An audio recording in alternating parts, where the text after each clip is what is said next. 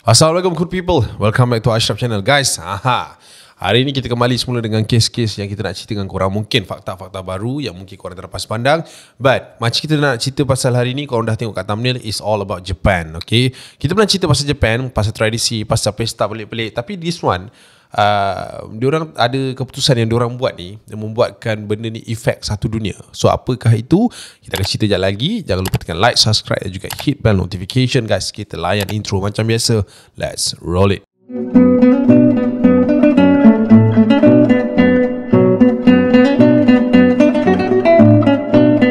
Alright guys, macam kita tahu, Jepun ni adalah salah satu negara yang termaju di dunia.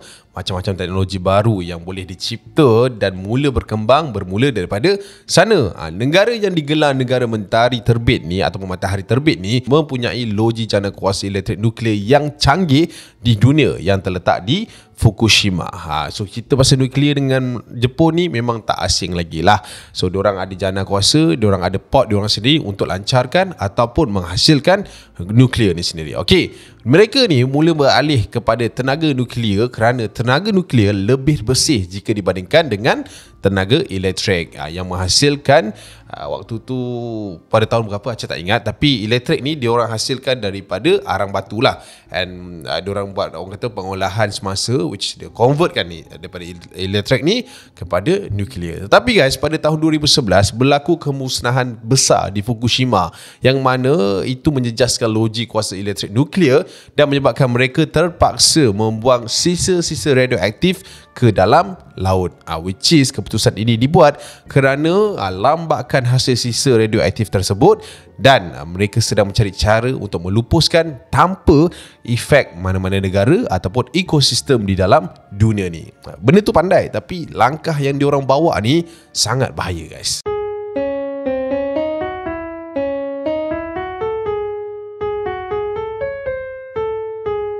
Alright, so kita nak cerita tentang Fukushima Daiichi. Dekat Jepun ni terdapat sebuah loji nuklear milik Tokyo Electric Power Company atau dikenali sebagai nama TEPCO yang dinamakan sebagai Fukushima Daiichi yang terletak di Fukushima, Jepun. Obviously lah kan, dah nama Fukushima ada. Loji nuklear Fukushima dibina dengan keluasan 860 ekar dan terletak di Pekan Okuma dan Futaba, Fukushima. Maafkan saya, Jepun ni punya, orang kata, nama-nama ni agak mengelirukan lah. Okuma dan Futaba. Okay, loji ini mempunyai 6 reaktor air didih yang mampu menjana tenaga elektrik sehingga 4.7 GWE ataupun gigawatt electrical yang boleh menjadikan Fukushima Daiichi ini sebagai salah satu stesen tenaga nuklear terbesar di dunia. Faham, tajuk ni bukannya tajuk yang suka-suka, tajuk yang agak serius. Kita belajar semula mengenai dengan kimia dan sebagainya. Kita teruskan. Alright. Namun pada 11 Mac 2011 Jepun dilanda gempa bumi yang sangat kuat, which is waktu tu diorang mencipta rekod. Aku rasa mana yang tahu ataupun pernah baca yang waktu tu Jepun dilanda gempa bumi yang kuat dengan magnitud 9.0 pada pukul 2.46 petang yang ketika itu dinamakan sebagai The Great East Japan Earthquake. So aku rasa benda ni viral 2011 dulu. Cuma waktu tu, yalah, kita pun tahu tak tahu je kan, zaman-zaman sekolah lagi kan. Kesan daripada gempa bumi tu guys, beberapa kawasan di bahagian utara Jepun iaitu Fukushima, Miyagi dan Iwate dilaporkan musnah, dan selepas gempa bumi tu reaktor-reaktor di loji kuasa Fukushima dihentikan secara automatik dan disejukkan menggunakan penjana elektrik kecemasan. Sebab apa dia orang buat macam tu? Sebab bahan-bahan kimia ni perlu dijaga dengan rapi. So, antara pergantian yang paling cepat yang diorang boleh buat dalam keadaan kecemasan itu adalah mengguna semula elektrik. Faham tak? Tadi kan diorang kata yang nuklear ni lebih baik pada elektrik dan sebagainya, tapi bila dalam keadaan macam tu, kecemasan dia kena cari balik elektrik lah, kena patah balik lah. So lepas je diorang dah buat kecemasan dan sebagainya, diorang dah relax lah. Maknanya kita dah boleh buat balik nuklear ni. Tapi guys, tak lama lepas tu terjadi pula tsunami yang menjejaskan sehingga 560 km persegi yang juga melibatkan kawasan loji nuklear tersebut. Pening kepala.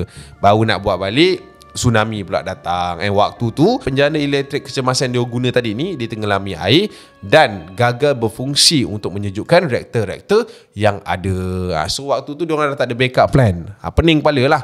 nuklear habis, elektrik yang nak buat penyujukan reaktor pun habis. Dan disebabkan proses penyujukan itu terhenti, reaktor tu yang tadi tu telah pun menjadi terlalu panas sehingga berlakunya meltdown pada reaktor yang membebaskan haba radioaktif ke udara. So dia dah jadi benda lain pula, kan?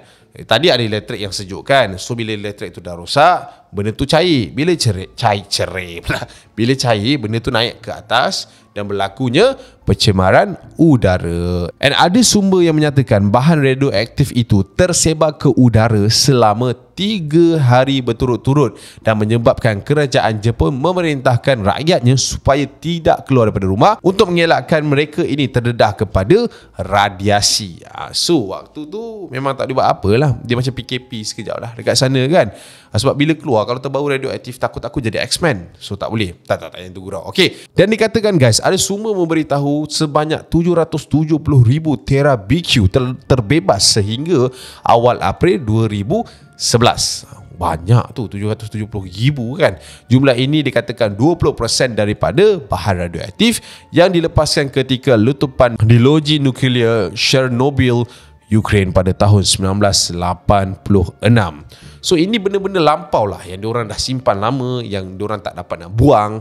And benda ni orang kata apa, tak dikawal dengan rapi dan akhirnya dibebaskan ke udara menyebabkan pencemaran yang amat dahsyat. And kesan daripada bencana alam ini juga dan pencemaran radioaktif ini, lebih kurang 470,000 penduduk di sekitar Fukushima terpaksa berpindah dan ramai yang daripada mereka ni telah pun kehilangan harta benda dan ada juga melibatkan kemalangan nyawa.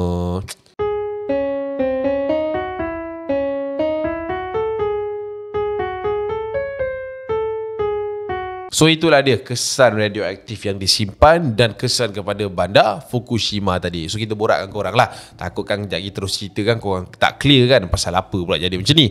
Alright, so kita nak ke next chapter di mana kalau korang nak tahu, Jepun menyimpan lebih daripada 1,000 tangki air radioaktif di tapak loji nuklear yang digunakan untuk menyejukkan reaktor nuklear selepas tsunami yang tadi tu berlaku. So diorang nak buat reboot, diorang nak buat replan.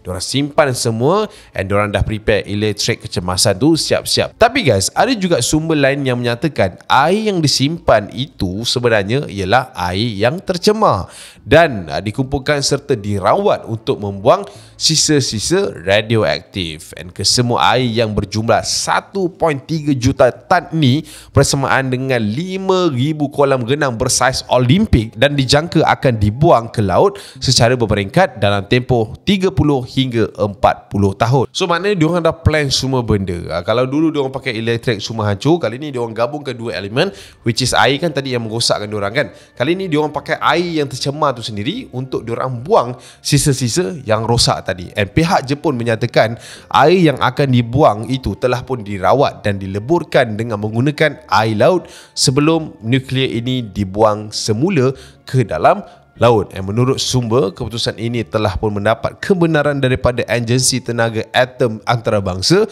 iaitu IAEA di bawah Badan Pertubuhan Bangsa-Bangsa Bersatu. Walaupun mendapat kelulusan, Jepun masih mendapat tentangan daripada kumpulan nelayan Jepun sendiri, kerajaan China, Korea Selatan, Raya Antarabangsa dan termasuklah negara kita, Malaysia. Of course lah guys, kau nak buang nuklear kat dalam laut yang macam tak bersalah, cakaplah dah tapis ke, cakaplah dah itu dah ini ke, is still nuklear kat situ.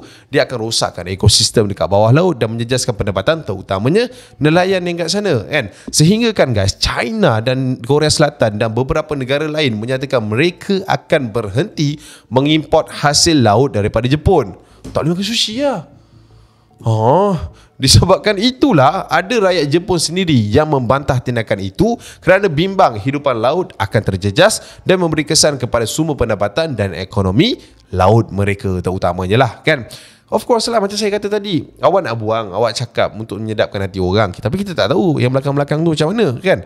And ada statement daripada mantan ahli Dewan Undangan Negeri, which is ADUN lah, Datuk Roni Loh E Eng, yang menyatakan kerajaan Malaysia juga wajar berhenti ataupun menyokong usaha untuk berhenti mengimport produk-produk daripada Jepun sekiranya mereka terus dengan tindakan membuang sisa radioaktif ke dalam laut ini diteruskan. Dan tindakan Jepun ini juga dikatakan akan menjejaskan beberapa negara seperti China, Korea Selatan, Taiwan dan beberapa negara lain yang berkaitan dengan laluan lautan Pasifik tersebut. Dan menurut sumber, kita Malaysia paling dekat sekali Sabah, tak silap kan.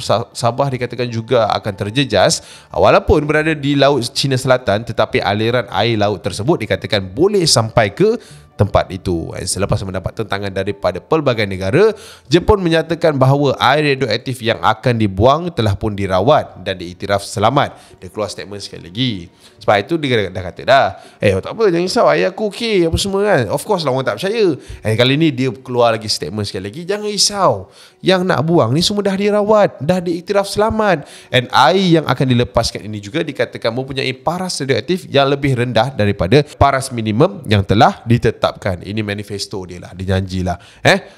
And of course, orang ramai mesti tahu punya, ataupun orang ramai mesti risau walaupun dah dirawat. Orang macam ya kau ni sure tak sure je lah dengan keputusan Jepun ni. Ada yang masih lagi membantah, and ada juga menyifatkan yang si Jepun ni, negara Jepun ni mementingkan diri. Dia orang nak buang je barang dia orang tak fikir pasal yang lain. Mengikut jadual yang telah pun ditetapkan, sekarang ni pun Jepun telah pun memulakan pembuangan air sisa radioaktif ini, dan kerja-kerja ini dikatakan telah pun bermula pada 24 Ogos 2023. Berapa hari je guys sebelum ni? Seminggu lepas lah kan, lebih kurang dia orang dah start first batch buang air radioaktif ini ke dalam laut. So sumber air kita akan tercemar guys. Walaupun dia kata laut tu hanya laut Pasifik, lautan paling dalam di dunia, dia boleh menghancurkan segala yang berada dekat bawah. And of course air ni dia tak stop, dia akan pergi ke seluruh negara. So pada aku setuju kalau diorang kata yang Jepun ini ataupun negara ini membuat keputusan yang berpihak kepada mereka saja. Penting ni lah. Alright. So apa komen korang? Korang boleh tulis kat bawah. This is the fact yang korang kena tahu. Kalau tiba-tiba kalau kat 7E ke dekat Family Mart tak ada sushi, jangan marah lah kakak tu. So korang dah tahulah pasal kan. Alright guys, kita jumpa di video. So guys, kita jumpa di video akan datang. See you. Assalamualaikum. Wassalamualaikum. Saraheyo. Saraheyo. Bukan Konnichiwa, terima kasih. Konnichiwa.